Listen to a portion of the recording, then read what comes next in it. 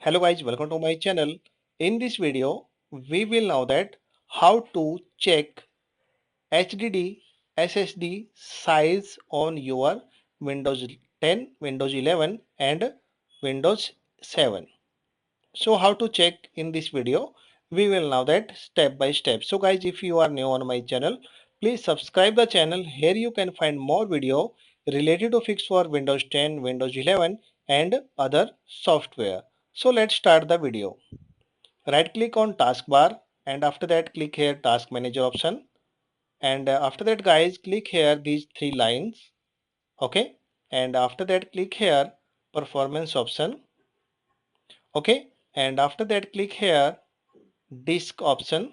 You can see here there are many disks HDD and one is SSD. So check here your HDD size. So 1 TB on your HDD size, and SSD size is, if SSD attached to your system, you can see here there are 512 GB RAM, SSD on your system. So I hope you will know that how to check disk size on your laptop and desktop. So guys, if you like this video, please subscribe the channel, hit the bell icon for more videos. Thank you so much.